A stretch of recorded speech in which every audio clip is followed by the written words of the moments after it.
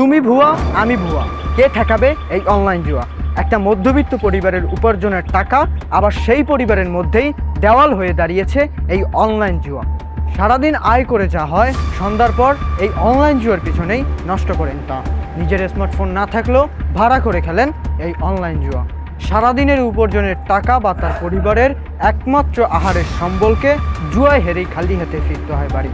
এক কথায় তার চাল কেনার টাকা দিয়েই খেলতে হয় এই অনলাইন জুয়া। বলছি মোংলা উপজেলার কথা। আর শুধু মোংলা উপজেলায় নয়, সারা বাংলাদেশ জুড়ে ছড়িয়ে ছিটিয়ে আছে এই অনলাইন জুয়া।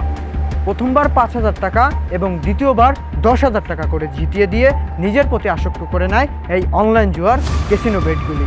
আর এই লোভে পড়েই খেলতে থাকেন সাধারণ মানুষ। কিন্তু কথায় আছে না, লোভে পাপ আর পাপে মৃত্যু। এই লোভই একদিন ধ্বংস করে দেয় তাদের। হারতে হারতে এক পর্যায়ে নিঃস্ব হয়ে পড়েন খেটে খাওয়া সাধারণ মানুষ।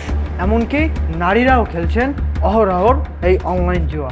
এদের মধ্যে কেউ দিনমজুর, কেউ জেলে, কেউ বা ছোটোখাটো ব্যবসায়ী, আবার কেউ তো ধার দেনার উপরে নির্ভরশীল।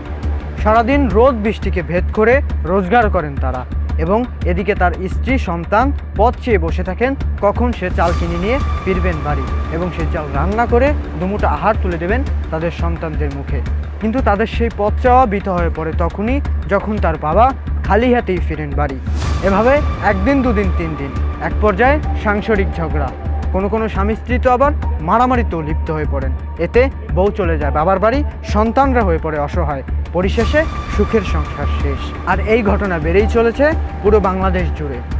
আর এর একটাই কারণ, সেটা হলো এই অনলাইন জুয়া। এবার প্রশ্ন করতে পারেন, তারা তো বাংলাদেশ সরকারকে ট্যাক্স দিয়েই চালান এই অনলাইন জুয়ার ক্যাসিনো বেটগুলি, কিন্তু আমরা এটা ভাবছি না তারা সামান্য কিছু টাকা ট্যাক্স দিয়ে শত শত কোটি টাকা হাতিয়ে নিয়ে যাচ্ছেন। ডেস্ক রিপোর্ট, জুয়েল খান, বাংলা।